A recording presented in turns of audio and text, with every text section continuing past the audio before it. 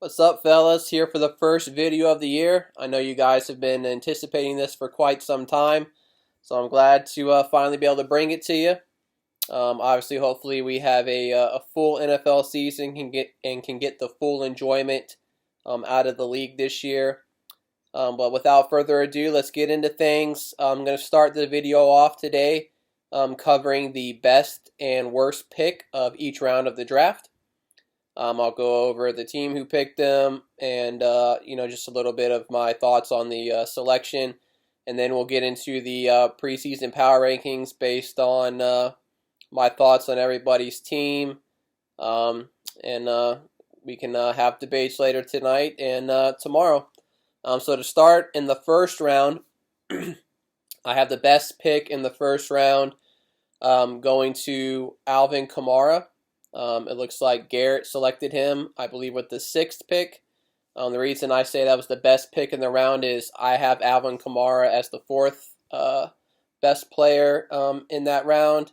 So to get him at 6 is good value. Obviously, the first round or two, you got to nitpick quite a bit as things go very chalk.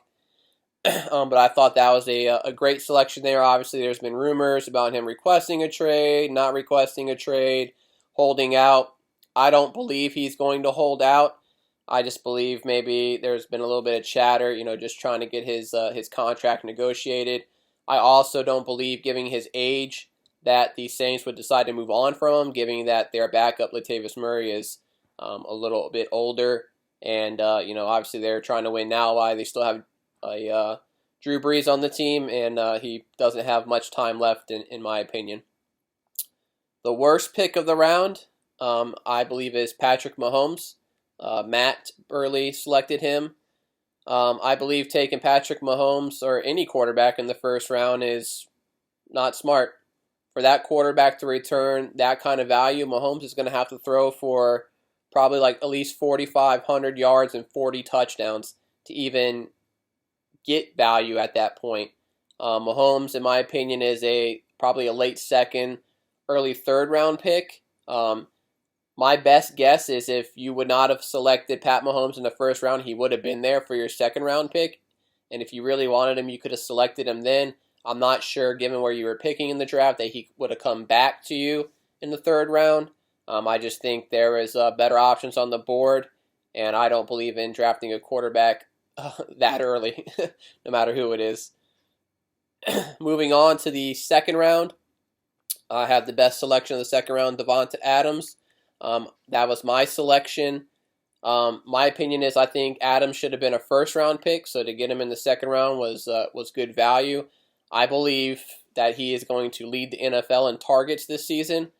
Obviously, Michael Thomas did that last season, but I believe Kamara is healthy, so it'll get him more involved. They also signed Emmanuel Sanders, who actually warrants targets, unlike a lot of the receivers on the team last year. I know there's been a little bit of chatter about Traquan Smith finally coming on, but that's been a lot of chatter the past year or so regarding him. So we'll see how that pans out. But I don't believe Thomas will get quite as many targets as previous with Sanders on the team and Kamara being healthy. And given the fact that the Packers didn't draft any receivers in the draft, they did sign Devin Funchess, but Devin Funchess is opt-out for the season. So they literally have the same exact receiving core they did last year. And I expect Davante Adams, as long as he's healthy, to get a full load of targets this year. He should be in the 150, 160 range, if not more. The worst pick of the second round, I have Lamar Jackson. That selection was made by Casey. Pretty much the same thing I have with Mahomes. It's too early to take a quarterback there. I think Jackson's a third-round pick. He has to have a insane season to return the value at that point. And, yeah, it could happen, but the chances of a quarterback performing to that elite level every year, just not likely. I also believe teams will watch what the Titans did to the Ravens in the playoffs and, at times be able to limit Lamar. I mean, obviously, he will evolve. He's going to do things to enhance his game, and they'll obviously have a healthy Hollywood Brown this year, and They got a new shiny running back in J.K. Dobbins. So they'll make adjustments and everything, but it'll be very difficult for him to return value at that point. In the third round, the best pick I have is Chris Godwin. He was selected by Josh. I believe Chris Godwin should be a second-round pick. I understand Josh is picking near the front of the third round, so it's not a huge difference there. But given what Godwin did last year and maybe a potential upgrade at quarterback, I'm not sure Brady will put up the offensive numbers that Jameis Winston did last year, but I can be 100% positive he won't put up the turnovers that Jameis Winston did. So I expect Godwin to perform very well. If Brady really has it going still, there's a chance Godwin could finish the year as the #1 fantasy receiver. So I think that's great value at that pick and a nice steal there. In the worst pick of the round, I give to Jonathan Taylor. He was selected by Garrett #2. For those of you who don't know or are new, we have Garrett Baker, who has been in the league probably as long as I have. We've been playing in this league for probably over 10 years. I took over as commissioner. This will be my 6th season running the league. And Garrett's been in here for quite some time. Last year we added another Garrett. His name is Garrett Pastor. So we just call him Garrett #2, to fill you guys in there. The reason I give Jonathan Taylor the worst pick of the round is he's a rookie running back on a new team. We didn't have normal offseason like we normally would give it with the COVID stuff. We have no preseason. He's on a team with a great offensive line, which is obviously a plus, but he's also on a team with Marlon Mack, who is a solid running back, and I don't believe Jonathan Taylor is going to overtake him. I believe they'll be in a running back by committee. I'm not drafting a running back in the third round that's going to be in a running back by committee. They also have Nyheim Hines, who is going to be the third down back because he's a tremendous pass catcher, and we all know Phillip Rivers loves to throw to the running back, and Nyheim Hines is going to be very involved in that offense when it comes to passing situations. So that obviously limits Jonathan Taylor's upside. I've also heard concerns of him not pass catching well during camp, but we'll see how that pans out. I'm not saying he's a bad player, but that is very early to take somebody who I believe is unproven and doesn't have the job locked up. Obviously I took Clyde Edwards-Helaire in the first round, but because they don't have Damian Williams, he's basically the lock-in starter, and he's going to play all 3 downs. That's the big difference there. Plus, the team's offense that they're on has something to do with that as well. In the fourth round, I have the best pick is James Conner, which was my selection. I believe Conner's a third-round pick. They have a healthy Big Ben this year. If that offense can get back to the way they were 2 years ago, Conner can produce RB1, top 10 RB numbers. So to get him in the get him in the fourth round is good value. I believe he's a third-round pick. So I definitely am happy with the selection there. The worst pick in that round I give to Darren Waller. That was a selection by Josh. I believe Waller should be picked in the 5th round or later. He obviously performed well last year, and there's still going to be plenty of targets to go to him. I know the Raiders drafted Henry Ruggs, but also they have lost Tyrell Williams, their #1 receiver from last year. He's out for the season already. So I foresee him getting just as many targets. There's talks about them feeding Josh Jacobs the ball a little bit more, but we'll see if that actually takes place or not. But just think it's a little early for him. I think he could have been picked up a round or 2 later. In the 5th round, I have the best pick going to Garrett, his selection of DJ Chark. I believe Chark has been trending upward. He had a tremendous season last year with the Jaguars getting rid of Fournette, who also Garrett selected, and trading away their defensive end to the Vikings. They have no defense, which they didn't really before. They have no run game. They're going to be passing and playing from behind all the time, which means more targets, more opportunities for Chark to put up numbers. I believe Chark is a very good value in the 5th round. I have him as a late 4th round pick, so a good pick by Garrett there. And then the worst pick of that round, I have Brandon Cooks. He was selected by KC. And we are in the 5th round here. I believe Cooks is a 7th round pick or later. The 5th round is very high to take him. He's on a new team, which they haven't got time to practice and build the chemistry with Watson that is going to be necessary for him to thrive. Cooks has always really been a boomer bust kind of player. He's not, you're going to have him in your lineup most weeks, and then at least half the time you're going to be disappointed with the numbers he puts up. He's going to have to compete with Will Fuller for targets. He's going to have to compete with Randall Cobb for targets, and they usually have a couple tight ends in the mix, not including David Johnson, who they traded for, gave up their best player for him.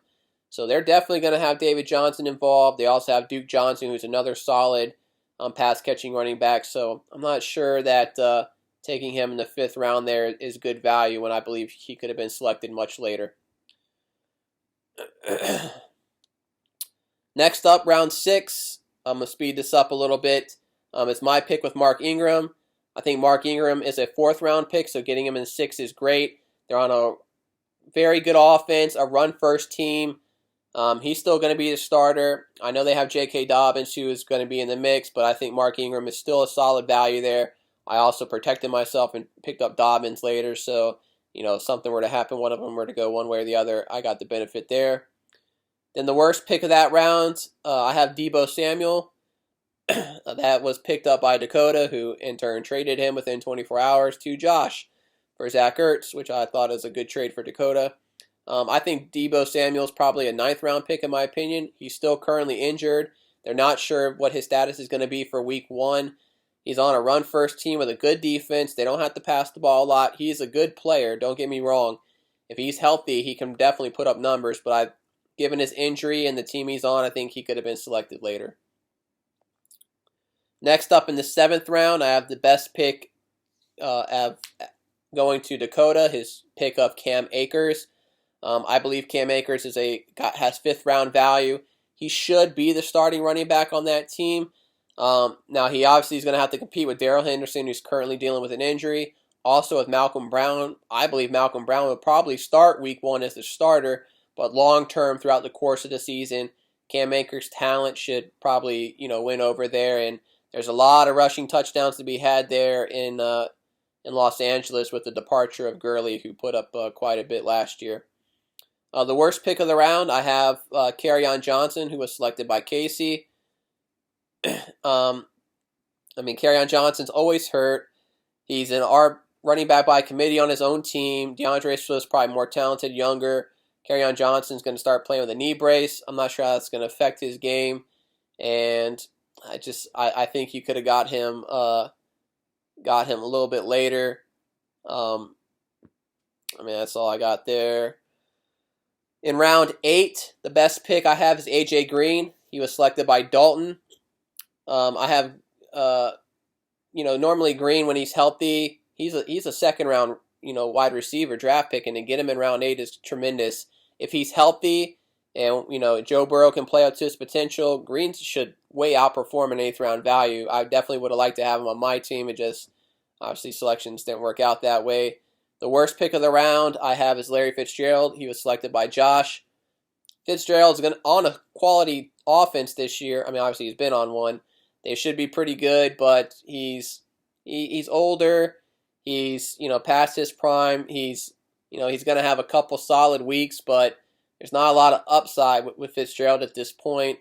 And, there's a lot of mouths to feed there in Arizona with some of their young and talented receiving core.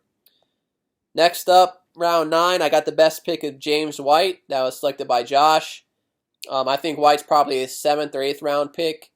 So to get him in round 9 is pretty good. Cam Newton will throw him the ball. He'll be involved in the game plan. He's always been a solid guy. It's just a lot of running backs there in New England, so we'll see how that pans out. The worst pick of the round. This happens every year. I always bring it up as the worst pick. A defense in round 9. We got somebody. Derek took the Steelers. Matt took the 49ers. You guys are drafting like fucking rookies.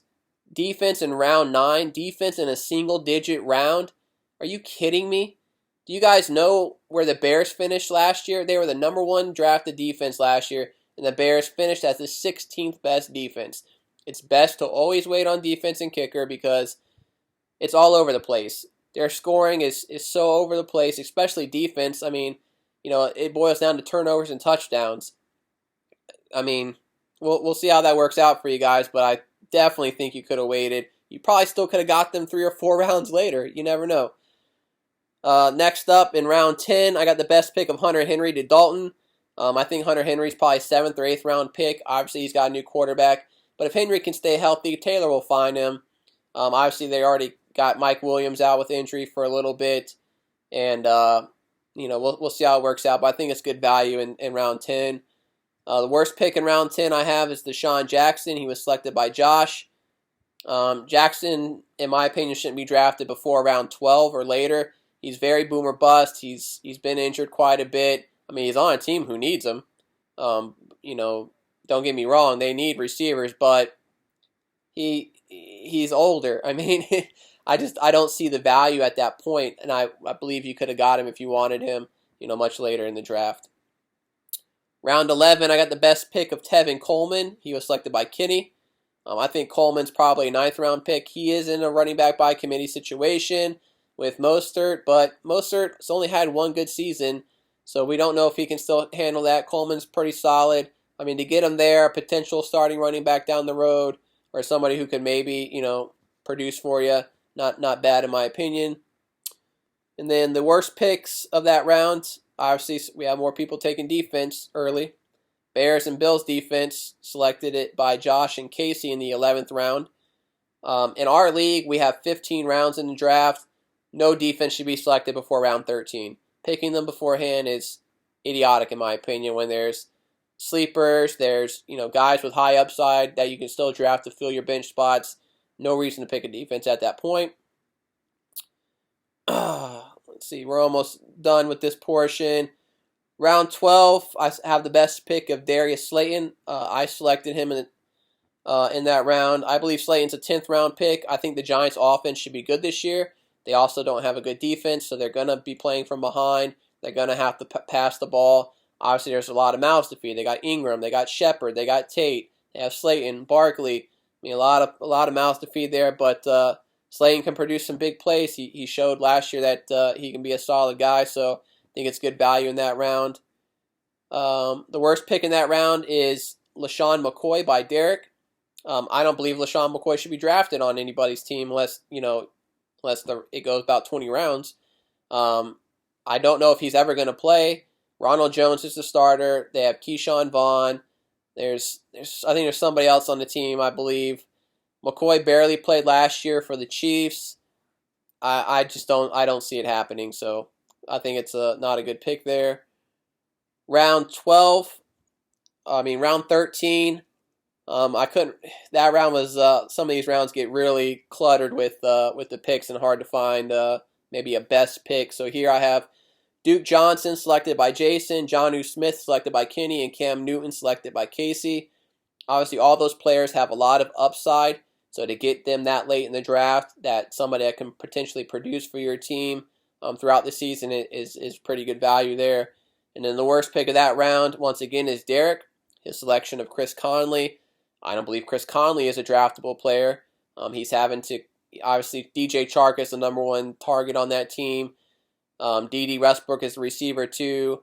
And then Conley's having to deal with, trying to get the wide receiver 3 position from Keelan Cole, who may or may not, make the active roster.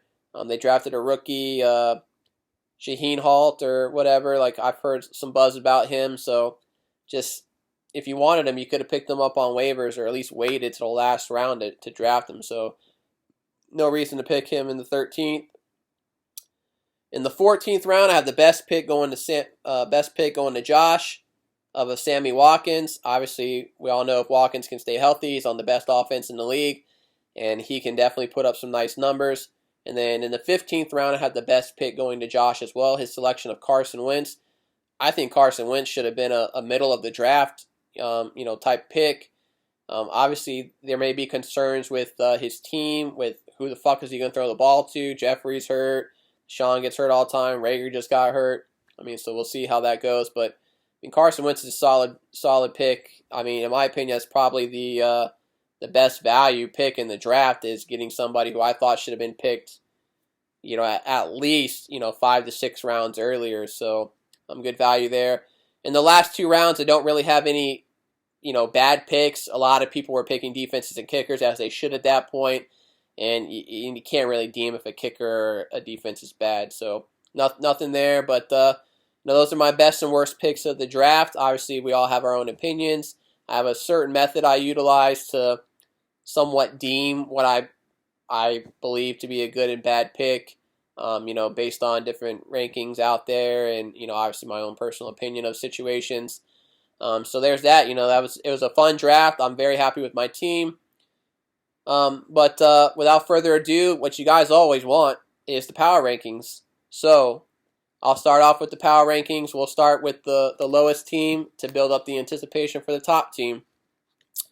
So at the 12th spot, the team in spot number 12, I have is Casey. In spot number 11, I have our defending champion Dalton. I know he is not going to be happy about that, but I just don't really like his team that he picked. Obviously, he had the last pick, which is difficult. You're on the turn, and you get the last pick of the first round, so it's a tough spot to draft from. But hey, I'm not God. I can't predict the future, so we'll see what happens.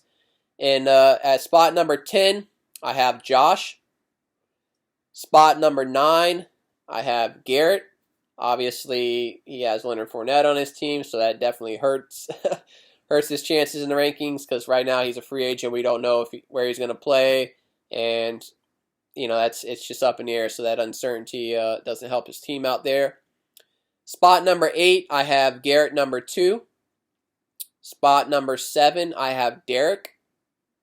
Spot number 6, I have Matt Burley. Spot number 5 is Michael. Spot number 4 is myself. Spot number 3 is Kenny. And number 2 is Jason. So that means number 1 is Dakota. I obviously, just as much as the rest of you guys, hope that it does not finish that way, because Dakota is a 2-time defending champ, and I hope that he never wins the belt again, because I want somebody else to have it. So obviously, it'd be nice to have it. This is one of the only leagues that I've played in that I've never won. So I'm obviously striving to get that. It'd be nice to win the belt that I bought for the league. I haven't seen it in quite some time, so I look forward to hopefully having that opportunity this year. And good luck to you guys. Oh, one other thing. For you guys who are newer to the league, I want to cover how we acquire free agents. So you guys may have noticed, obviously you may have read the rules in depth, so you understand, may or may not. You may have tried to pick up Rockwell Armstead as soon as Fournette got cut, and you realize he's on waivers till tomorrow. So the way I have the league set up is waivers process every day at noon, Wednesday through Sunday. You will not, no free agent will ever be just willy-nilly go get him whenever you want. You will always have to place a bid. You have a $100 budget to use for bidding. Nobody knows what bid you placed, so obviously there's some strategy involved. You bid whatever you think. Obviously, you don't want to way outbid people. You want to try to beat them by $1 or $2. So it does make things fun. It makes it where everybody has the ability to pick up a free agent. And it also makes it where free agency isn't wide open. So on Friday at 11:30 a.m., a starting running back hurts his shoulder and is going to be out for that week, and then whoever gets the notification on their phone first gets first dibs on that player. It's not fair to people who may not be able to have their phone on them at all times, depending on their job or their schedule, whatever it may be. So we've done this. I believe this is the 3rd or 4th year it's set up this way. It seems to work out very well and keeps things very fair. Obviously, I know on Sundays, if you get a last minute issue with your player, you're waiting to see if they're active or inactive, and they may not tell you till 12:30, 12:45. You're just going to have to plan accordingly. Make sure you have other options in place, and set your lineup accordingly. It's just how it is. If I changed the time to 1 p.m., by the time it went through, you wouldn't be able to get them. So that's how we do it. If anybody, obviously this year is going to be crazy if players have to sit out with COVID and everything. My best guess is at least the 1 o'clock games, you're going to know a few hours in advance, because I have to assume they're going to at least get some kind of test either the night before, or at least get tested as they enter the stadium and get results within 5 to 10 minutes. So it's not going to be a last second thing. Obviously with later games, and maybe Sunday night, Monday night games, it may be a little bit more difficult. If there are things that people would like to do to try to adjust with that or help with that, I have some thoughts in mind. But we never know. I get my thought is if your quarterback or your running back is out with COVID or whatever, quarterback, if the backup quarterback is available, maybe we just automatically insert him in your lineup and drop your worst player. Obviously I guess you move your quarterback to your IR spot. If running back, obviously the primary backup may already be on someone's team, so in turn you would get the third running back, the third guy. That would be my suggestion. Receiver, obviously, most people have more than one receiver on a team. Just whoever's the next man up, maybe you get him. I don't know. That's one suggestion I've heard thrown around. It's, obviously if it's a last minute thing, and obviously you can't get waivers or whatever. Just so you get something. But that's not currently in place. It would have to be something we vote on as a league, and obviously it makes my job as commissioner a lot more difficult, which I don't like. So I think the way we have it set up now will be fine. We have expanded the IR spots from 1 to 3. Use those wisely. I don't foresee a lot of players getting COVID, but you never know. It's fluky, so just, build your teams accordingly and, pay attention to the news. But this video has been long enough. I hate to take up any more of your time, so I will see you guys probably not next week because there'll be no reason for a video, but I will see you guys after week 1 unless something crazy happens. Peace.